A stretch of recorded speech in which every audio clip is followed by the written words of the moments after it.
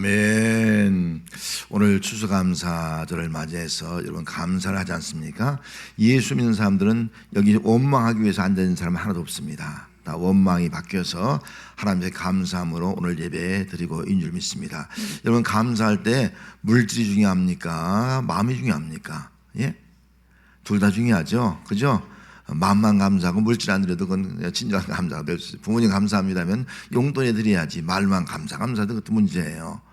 그러나 이 물질과 마음이 다 중요합니다. 그런데 하나님은 뭘 보시느냐? 우리의 마음을 보신다는 거예요. 물질 드리는데 어떤 마음을 가지고 물질을 드려 감사하느냐? 마음을 보신다 하는 것을 우리가 알아야 됩니다. 예수님께서 성전에서 헌금하는 모습을 봤습니다. 헌금께 헌금하는데요, 사람들이 와서 감사하는 거예요. 헌금 넣는 거예요. 근데 부한자들이 와서 감사하는 거예요. 헌금을 떨렁떨렁. 옛날엔 랩돈 동전을 가지고 감사했잖아요. 집회가 아니라 넣을 때마다 저그렁처럼 해서 감사하는 겁니다. 예물 드렸어요. 그리고 가난한 과부가 있었어요. 너무나 가난한 거예요. 그래서 두 랩돈 아주 작은 돈을 가지고 정말 부끄러운 마음 가지고 겸손하게 헌금함에 헌금을 넣었습니다. 그걸 보고 예수님께서 이렇게 말씀하는 거예요. 저 부한 자들이 많은 예물 드리는 것보다 이 가난한 여인이 정말 두 랩돈 드린 것이 더 하나님이 기뻐하신다. 그렇게 말씀하는 거예요. 왜 그런 말씀했어요? 예물의 양이, 감사 예물의 그 물질의 양이 중요한 것이 아니라 그 예물 드리는 마음이 더 중요하다 하는 것을 예수님 말씀을 해주고 있습니다. 부한 자들은요, 낮은 마음이 없는 거예요. 낮은 마음으로 감사해 드리는데 낮은 마음이 없는 거예요. 그러나 이 가난한 사람은요, 너무나 고맙고 너무나 부끄러워서 낮은 마음, 아주 낮고 낮은 마음 가지고 하나님 앞에 감사를 드리더라 하는 겁니다. 여러분 오늘 추수감사 예물 드리지만 우리 예물도 중요하지만 우리 어떤 마음을 가지고 드리냐? 여러분 낮은 마음을 가지고 감사할 수 있는 은혜가 함께 하시길 바랍니다. 낮은 마음을 가진 자에게 은혜가 흘러넘치는 거예요. 계속 모지는 거예요. 높으면 흘러넘칠 수가 없어요. 다른 데로 가게 돼 있는 거예요. 낮은 마음으로 감사하자는 거예요. 문제는 낮은 마음으로 감사해야 되는데 우리는 낮은 마음으로 감사하기가 참 어렵다 하는 겁니다. 왜 낮은 마음으로 감사하는 것이 어려울까? 오늘 성경 말씀에서 이렇게 말씀하고 있습니다. 먼저 여기 16절 말씀에 보면은 지혜를 얻는 것이 금을 얻는 것보다 얼마나 나은고 명철을 얻는 것이 은을 얻는 것보다 더 나으니라. 지혜를 얻는 것이 금을 얻는 것보다 낫다는 거예요, 성경은. 그런데 사람들은 어떻게 하는 거예요? 금이 낫다는 거예요. 아니 지혜가 뭘 필요해? 금이 낫지. 공부의 목적이 뭐예요? 금이에요. 이건 직장 생활하는 목적이 뭐예요? 금이에요. 금, 돈이라는 거예요. 황금. 열심히 내가 사업하는 목적이 뭐예요? 금이라는 거예요. 금. 지혜가 아니라는 거예요. 지혜보다 금이 낫다는 거예요. 지혜는 뭐예요? 하나님을 기용해 하는 것이 지혜의 근본 아니겠습니까? 이보다 돈이 낫다는, 금이 낫다는 거예요. 이런 목적을 금으로 삼고 살아가는 사람은요, 절대로 낮은 감사를 할 수가 없는 거예요. 낮은 감사가 되지 않는 거예요. 금을 얻으면 어떻게 얻은 겁니까? 내가 얻은 거예요. 내가 노력한 거예요. 내가 수고한 거예요. 내가 땀 흘린 거예요. 그렇기 때문에 하나님과는 관계없는 거예요. 그래서 낮은 감사를 할 수 없게 된다는 겁니다. 여러분 우리가 신앙생활에서도 우리 삶의 어떤 목적이나 직장생활 돈 버는 목적이 금이 돼서 안 됩니다. 그 목적이 금이 되면은 낮은 마음으로 감사할 수가 없다 하는 겁니다. 또 한 가지는요, 교만 때문이에요. 18절 말씀에 교만은 패망의 선봉이요 거만한 마음은 넘어짐의 앞잡이라 그렇게 말씀했지 않습니까? 교만이 있는 거예요. 교만한 자와 함께하지 말라 했어요. 오히려 겸손한 자와 함께 하라 그 말씀을 하고 있지 않습니까? 그 라인드 홀드 리버라는 신학자가 교만에 대해서 이렇게 적용했습니다. 교만 가운데 네 가지가 있는데 그 첫째는요, 지적인 교만이라는 거예요. 내가 다른 사람보다 좀 많이 배웠어. 그 석사 박사학위 가지고 있어. 이것이 교만이 될 수 있다는 거예요. 나보다 많이 배웠다. 또 한 가지 교만은요, 영적인 교만이에요. 내가 신앙생활하고 너보다 은혜를 많이 받고 영적 체험이 있어. 이 교만이라는 거예요. 또 한 가지 교만은 권력의 교만이에요. 내가 너보다 사회적 신분이 높아. 직장에서도 내 지위가 높아. 이 마음을 가지면 아랫사람 우습게 여기는 거예요. 이런 교만이 있다는 거예요. 또 한 가지 교만은 도덕적인 교만이에요. 내가 너보다 착해. 난 진실하게 살았고 성실하게 살았고 너처럼 악을 행하지 않고 죄를 지지 않았어. 도덕적 교만이에요. 이 교만이 있다는 거예요. 거기에 한 가지 더 보태면요, 물질의 교만이에요. 내가 너보다 돈을 너무 많이 가지고 있어. 내가 너보다 더 좋은 집에 살고 있어. 이 물질의 교만이에요. 이런 교만이 있으면요, 절대로 낮은 감사를 할 수 없어요. 교만은 패망의 선봉이라고 말씀하고 있지 않습니까? 아니, 교만은요 마귀의 역사예요. 사탄은 우리에게 교만한 마음을 주는 거예요. 너 지적으로 너무 잘났다. 너 도덕적으로 깨끗하다. 너 사회적으로도 너 괜찮다. 너 사업도 잘해서 돈도 많이 괜찮다. 막 교만한 마음을 주는 거예요.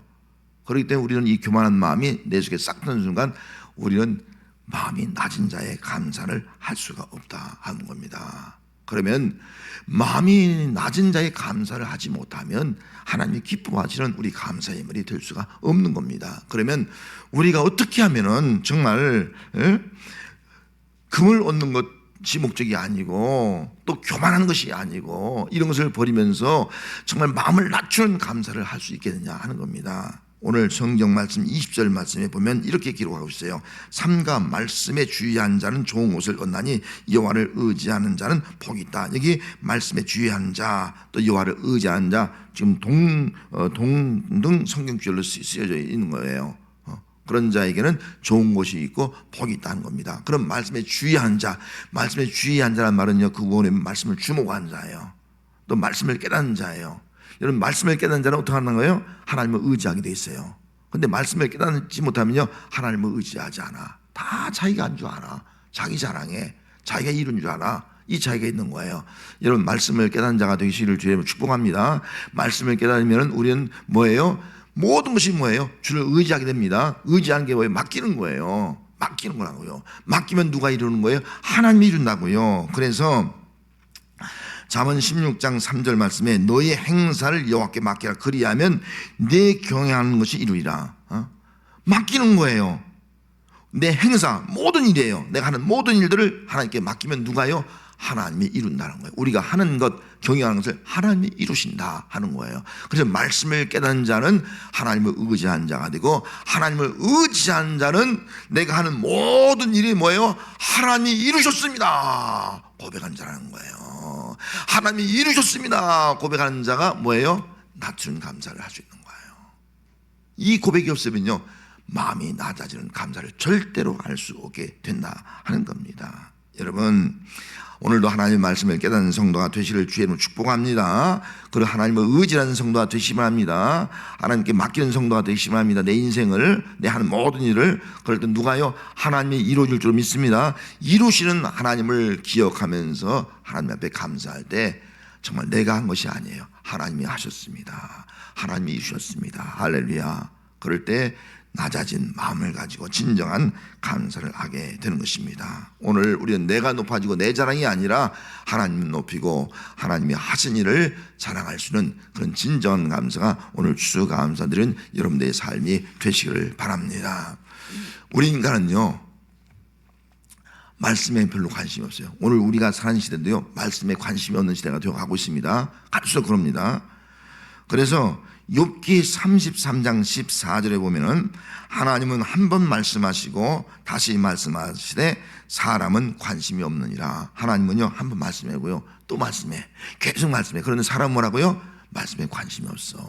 이것이 욥의 시대의 사람이었어요.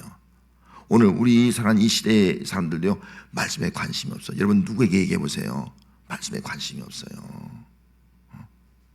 말씀에 관심이 없는 것이 오늘 우리의 시대라고요. 말씀이 없는 사람은요, 절대로 진정한 감사를 할 수가 없는 거예요. 하나님을 의지할 수가 없는 거예요. 하나님이 이루셨다, 이 고백을 할 수 없는 거예요. 그러면 이 말씀에 관심이 없는 사람들의 모습이 어떤 모습이냐면은 요한복음 5장 38절에 보면은 그 말씀이 너희 속에 거하지 아니하니, 말씀이 우리 속에 없다는 거예요. 이는 그가 보내신 이를 믿지 아니함이라.